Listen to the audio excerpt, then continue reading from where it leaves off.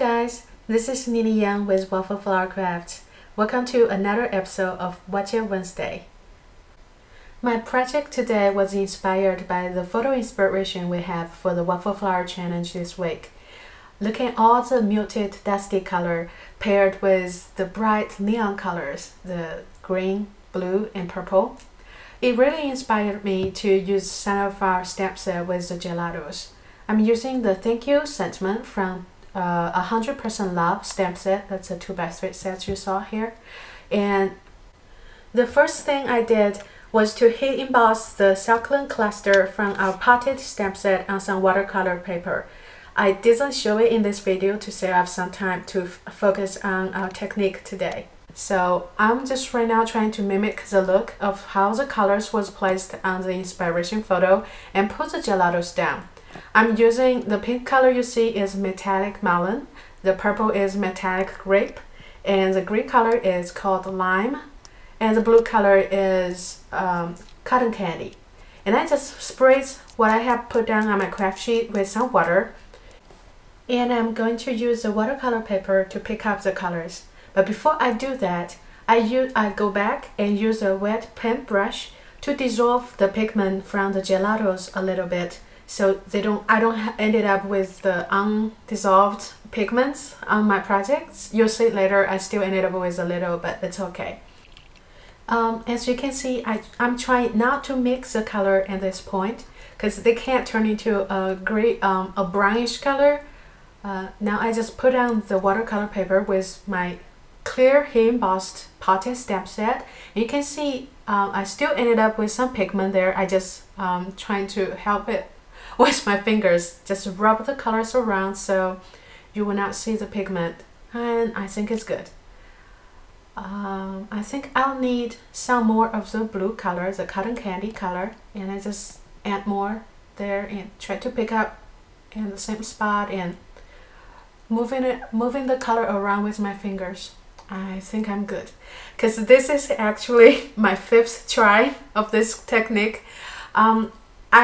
One thing I've learned is just don't overdo it. Even though, in fact, we're trying to achieve a soft and pastel color effect, so the less is better.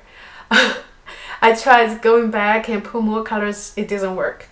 Okay, so I have, since this is my 5th try, I have already cut out the sentiment and knowing where I'm going to have it. I think I'll just add a little bit more of the purple color so it can jump out a little. I made a mistake. I should have put water down, but I didn't. And see, now it gets a little too pigmented. And when I put it on the watercolor, it doesn't run, or it just stays there as a spot. But I'll just go with it. As you can tell, I'm pretty new to all the mixed media stuff, and I just trying to put the color on and see what I can get. But well, you gotta stop at the point, right? I've been working on this card for 3 hours. I think I'll just stop here and try some other day. Maybe I'll have better luck. Okay, that's one of the cards I did before that I tried to stamp the sentiment on top. It just didn't work.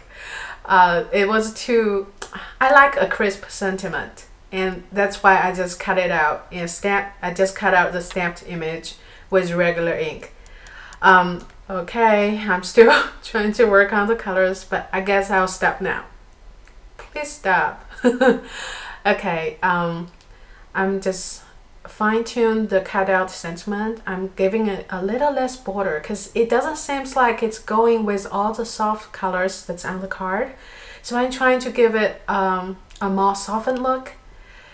And here at this point, I think I really needed something on the card base to tie it back to tie the sentiment back to the card.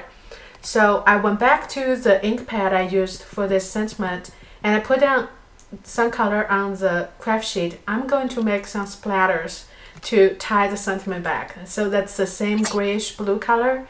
It looks really pretty in the end, and I was very happy.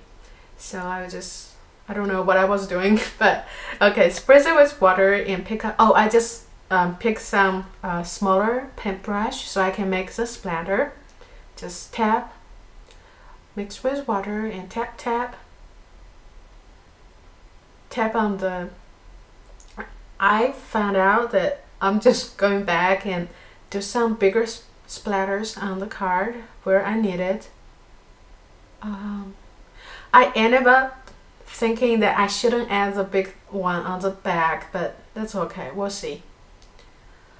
Here, so this is one of the reasons I'm very hesitant to try mixed media stuff, because I can never get the splatters the way I want them to be, but I guess I'll just go with them. I can always, well, this is the trick for starting your piece with the size of the card front. You can always cut it back. You know, you can even start with a bigger one, so you can cut it down to a smaller size and it'll work better. It definitely happened on this card I did.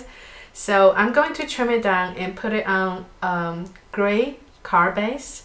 It actually brings out the color and looks very pretty in the end. Okay, I'll fast forward the next part.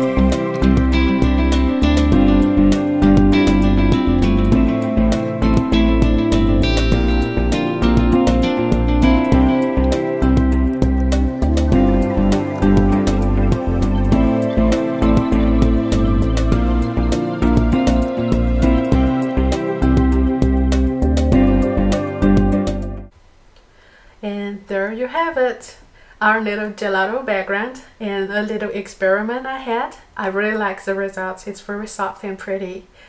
Here's a photo that you can see clearly how the clear embossing shows up on the gelato background. I had a lot of fun making this card, and I'll give the mixed media stuff another try sometime later.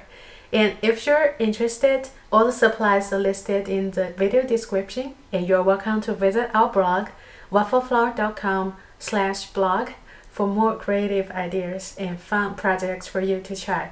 Thank you for watching. Bye!